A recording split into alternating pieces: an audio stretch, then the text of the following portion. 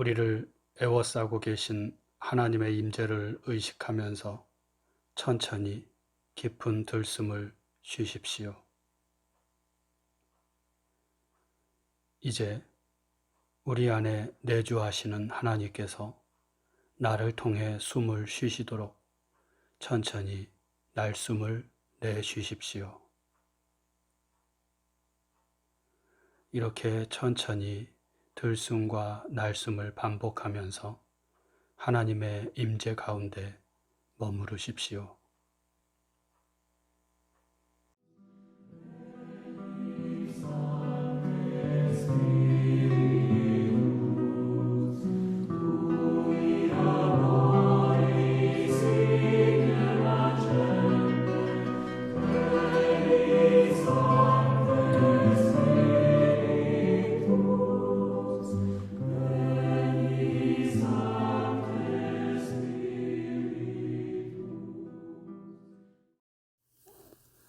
오늘 우리에게 주시는 하나님 말씀은 고린도전서 12장 12절에서 31절 말씀입니다.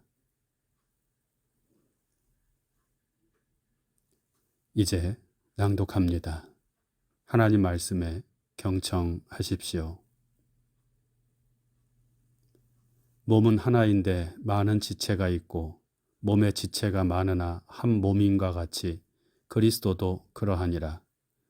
우리가 유대인이나 헬라인이나 종이나 자유인이나 다 한 성령으로 세례를 받아 한 몸이 되었고 또 다 한 성령을 마시게 하셨느니라. 몸은 한 지체뿐만 아니요 여럿이니 만일 발이 이르되 나는 손이 아니니 몸에 붙지 아니하였다 할지라도 이로써 몸에 붙지 아니한 것이 아니요 또 귀가 이르되 나는 눈이 아니니 몸에 붙지 아니하였다 할지라도 이로써 몸에 붙지 아니한 것이 아니니 만일 온몸이 눈이면 듣는 곳은 어디며 온몸이 듣는 곳이면 냄새 맡는 곳은 어디냐. 그러나 이제 하나님이 그 원하시는 대로 지체를 각각 몸에 두셨으니 만일 다 한 지체뿐이면 몸은 어디냐. 이제 지체는 많으나 몸은 하나라. 눈이 손들어 내가 너를 쓸데없다 하거나 또한 머리가 발들어 내가 너를 쓸데가 없다 하지 못하리라. 그뿐 아니라 더 약하게 보이는 몸의 지체가 도리어 요긴하고 우리가 몸에 덜 귀히 여기는 그것들을 더욱 귀한 것들로 입혀주며 우리 아름답지 못한 지체는 더욱 아름다운 것을 얻느니라. 그런즉 우리의 아름다운 지체는 그럴 필요가 없느니라. 오직 하나님이 몸을 고르게 하여 부족한 지체에게 귀중함을 더하사 몸 가운데서 분쟁이 없고 오직 여러 지체가 서로 같이 돌보게 하셨느니라. 만일 한 지체가 고통을 받으면 모든 지체가 함께 고통을 받고 한 지체가 영광을 얻으면 모든 지체가 함께 즐거워하느니라. 너희는 그리스도의 몸이요 지체의 각 부분이라. 하나님이 교회 중에 몇을 세우셨으니 첫째는 사도요, 둘째는 선지자요, 셋째는 교사요, 그 다음은 능력을 행하는 자요, 그 다음은 병 고치는 은사와 서로 돕는 것과 다스리는 것과 각종 방언을 말하는 것이라. 다 사도이겠느냐, 다 선지자이겠느냐, 다 교사이겠느냐, 다 능력을 행하는 자이겠느냐, 다 병 고치는 은사를 가진 자이겠느냐, 다 방언을 말하는 자이겠느냐, 다 통역하는 자이겠느냐. 너희는 더욱 큰 온사를 사모하라. 내가 또한 가장 좋은 길을 너희에게 보이리라. 주신 말씀을 잠시 묵상합니다.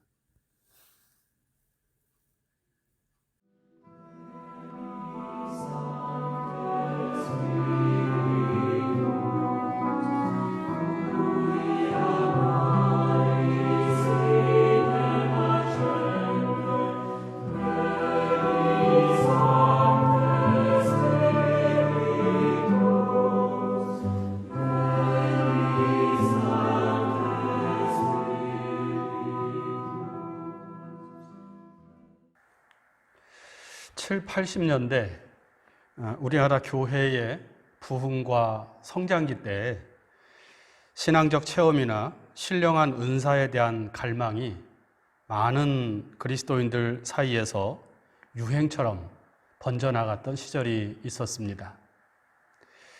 많은 신자들이 부흥 집회를 통해서 방언 기도를 하기도 하였고 입신 상태에서 신비한 환상을 체험하기도 하였습니다. 당시 청소년 시절을 보내던 저도 그런 체험을 한번 해보고자 하는 열망이 있었습니다.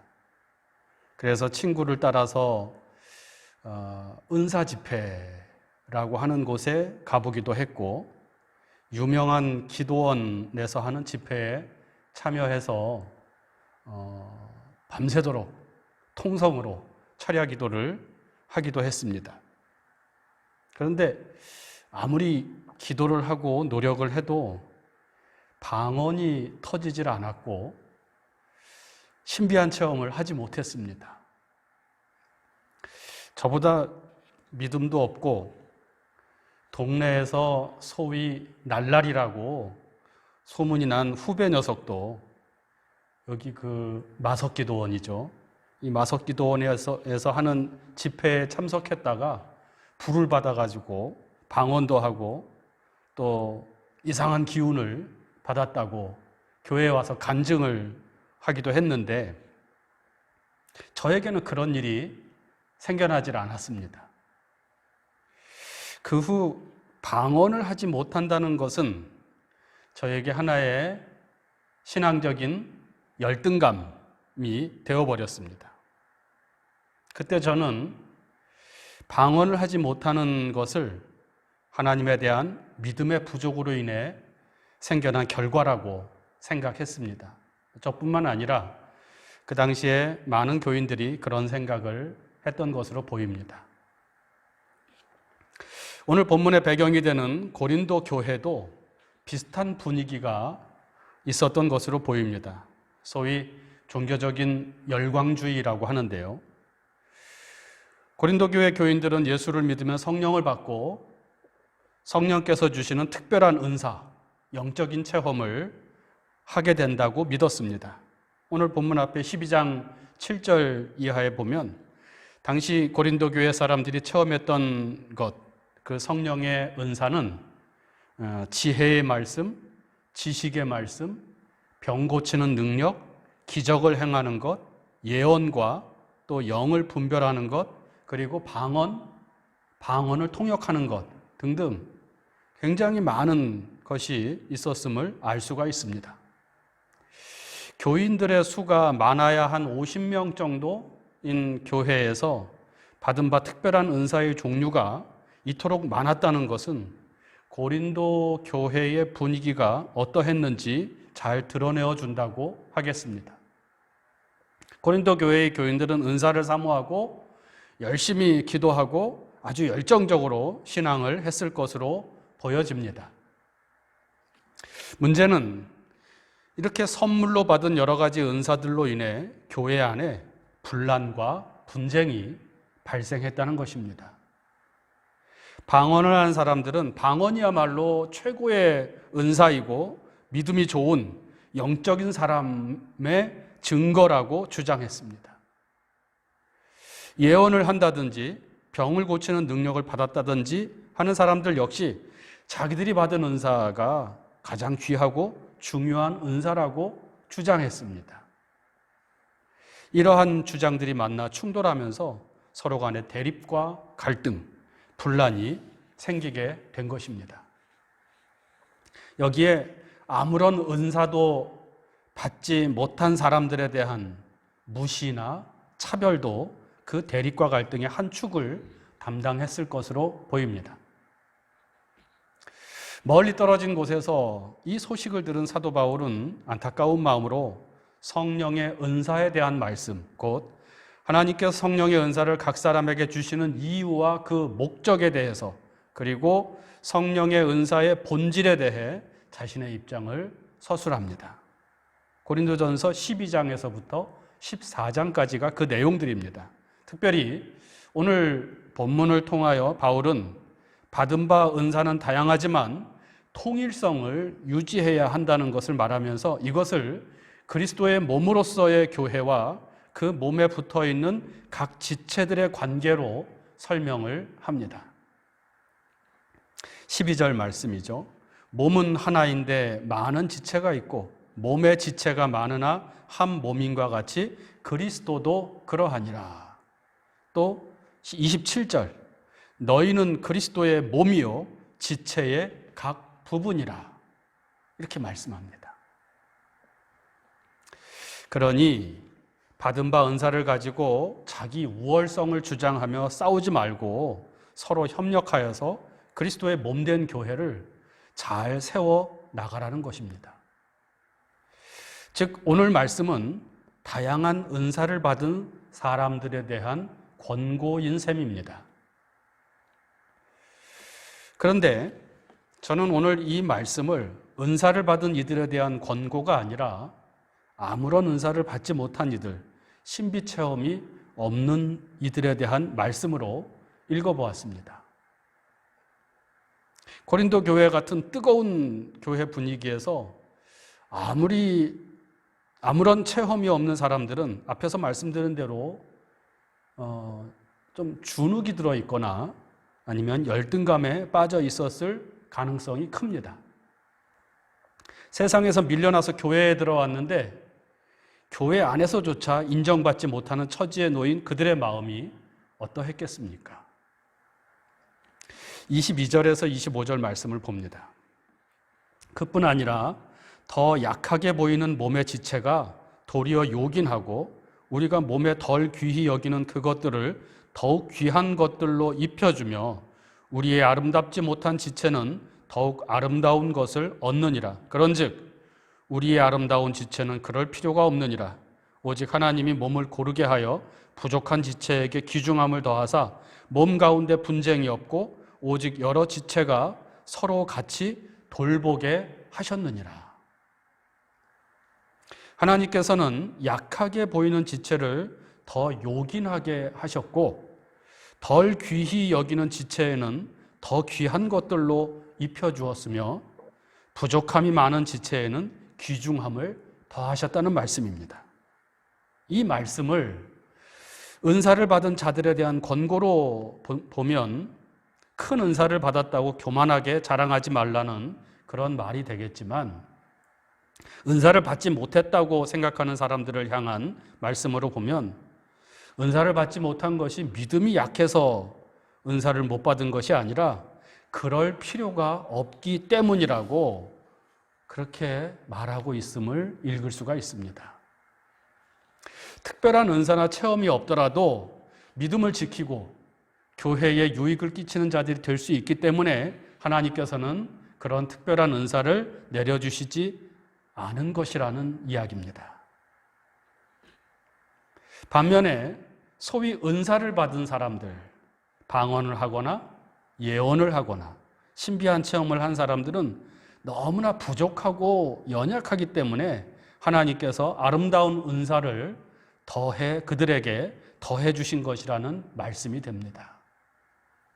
저들은 은사가 없이는 믿음을 유지할 수 없고 특별한 체험이 없이는 믿음의 길을 끝까지 걸어갈 수 없기 때문에 하나님께서 불쌍히 여기셔서 방언이나 신비한 체험과 같은 은사를 더해 주신 것이라는 말씀입니다.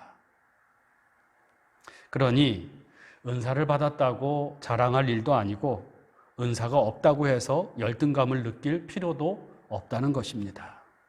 다른 식으로 말하자면 은사를 받았다고 해서 그 사람이 영적인 사람이 되는 것이 아니고 은사를 받지 못했다고 해서 믿음이 없거나 신령하지 않은 사람이 되는 것도 아니라는 말씀입니다.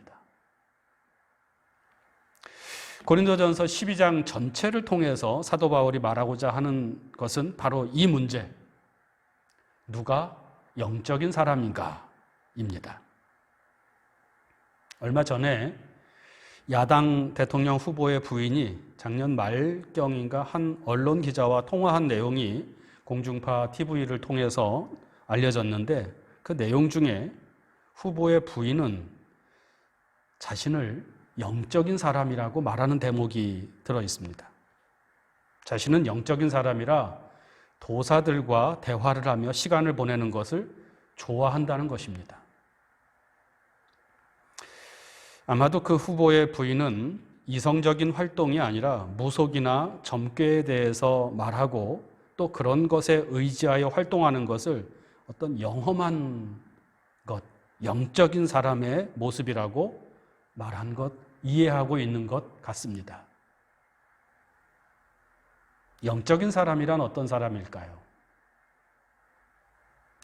고린도 교회의 신자들은 방언을 하거나 특별한 은사를 받은 사람이 영적인 사람이라고 생각했지만 바울은 특별한 은사를 받았는가 안 받았는가가 그 기준이 되지 않는다고 말씀합니다. 그렇다면 누가 영적인 사람입니까? 영적인 사람의 가장 기본적인 표지는 12장 3절에 있습니다. 그러므로 내가 너희에게 알리노니 하나님의 영으로 말하는 자는 누구든지 예수를 저주할 자라 하지 아니하고 또 성령으로 아니하고는 누구든지 예수를 주시라 할 수 없느니라. 누가 영적인 사람입니까? 예수를 주시라 하는 사람입니다. 예수를 자신의 주로, 주인으로 고백하는 사람입니다. 방언을 하고 예언을 하고 신비한 체험을 하는 것은 부차적인 요소라는 말씀이기도 합니다. 예수를 주로 고백한다는 것은 주인 대신 예수를 따라 삶을 살아가는 것이고 예수처럼 사는 것이고 예수의 말씀에 순종하는 삶을 사는 것입니다. 이것은 한순간의 고백으로 끝나는 것이 아니라 우리 인생 전체를 통해 이루어 나가야 할 삶의 방향입니다. 세상은 예수를 따르지 말고 돈을 따라가라고 말하죠. 세상은 예수의 길을 가지 말고 자기에게 이익이 되는 그런 길을 걸어가라고 말합니다. 세상은 예수께 순종하지 말고 힘 있는 권력자에게 순종하며 살라고 말합니다. 그러나 성령에 의해 예수를 주로 고백하는 사람은 예수를 따라 예수께서 사셨던 삶을 살고 예수께서 바라보셨던 것을 바라보고 그 길을 따라갑니다. 자신의 인생과 운명을 예수께 걸고 살아갑니다. 주님께서 넓고 화려한 길을 가지 않고 좁은 길로 가셨으니 나도 그렇게 살아가고자 합니다. 주님께서 사랑하며 사셨으니 나도 그렇게 살아가려고 합니다.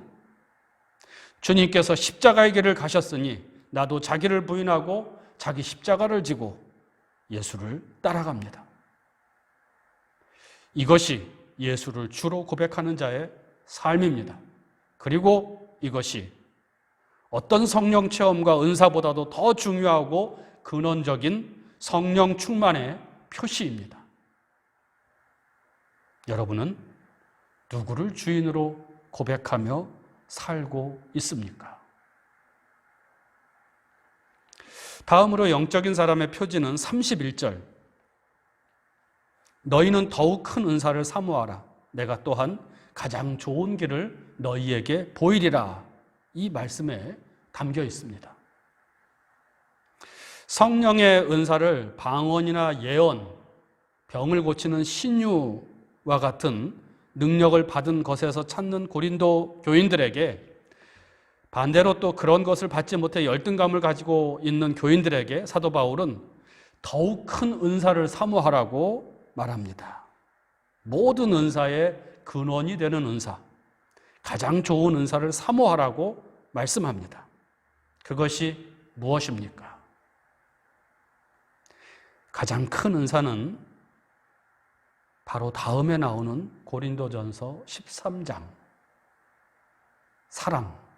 사랑이 가장 큰 은사입니다. 12장 7절 이하에서 바울은 고린도 교인들이 받았다는 여러 가지 은사나 체험들을 열거하는데 13장을 시작하면서 이것을 다시 반복하면서 이렇게 말합니다. 내가 사람의 방언과 천사의 말을 할지라도 사랑이 없으면 소리나는 구리와 울리는 꽹과리가 되고, 내가 예언하는 능력이 있어 모든 비밀과 모든 지식을 알고 또 산을 옮길 만한 모든 믿음이 있을지라도 사랑이 없으면 내가 아무것도 아니요, 내가 내게 있는 모든 것을 구제하고 또 내 몸을 불사르게 내어줄지라도 사랑이 없으면 내게 아무 유익이 없느니라.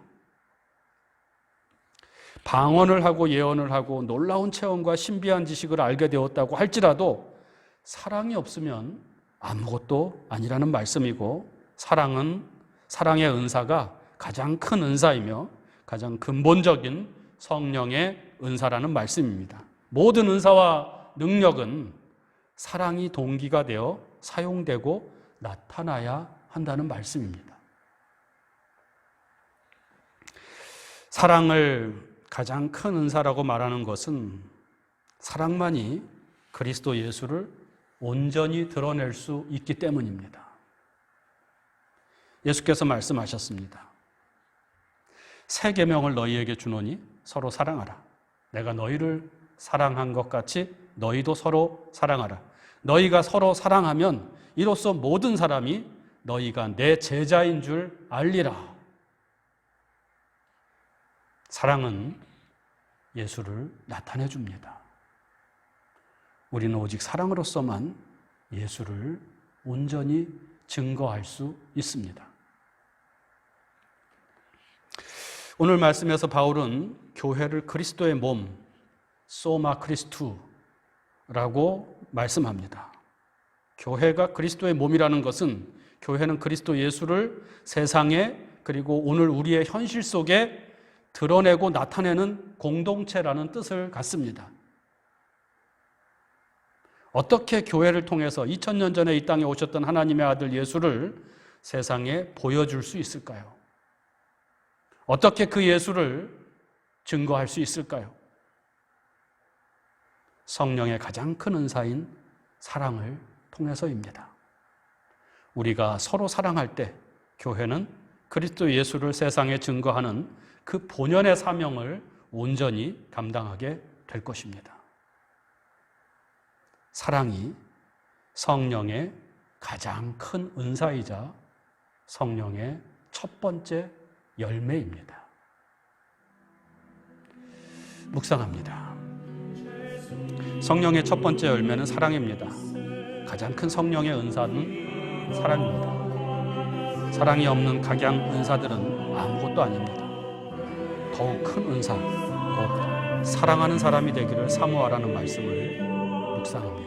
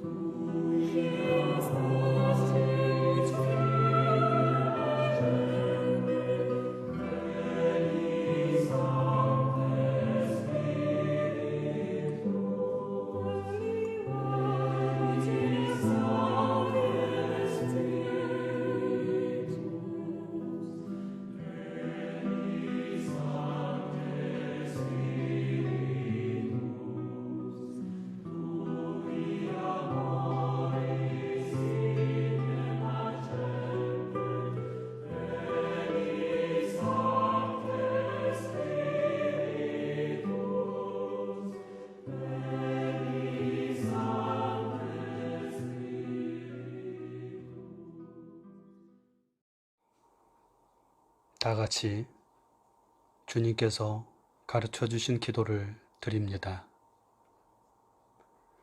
하늘에 계신 우리 아버지, 아버지의 이름을 거룩하게 하시며 아버지의 나라가 오게 하시며 아버지의 뜻이 하늘에서와 같이 땅에서도 이루어지게 하소서. 오늘 우리에게 일용할 양식을 주시고 우리가 우리에게 잘못한 사람을 용서하여 준 것 같이 우리 죄를 용서하여 주시고 우리를 시험에 빠지지 않게 하시고 악에서 구하소서. 나라와 권능과 영광이 영원히 아버지의 것입니다. 아멘.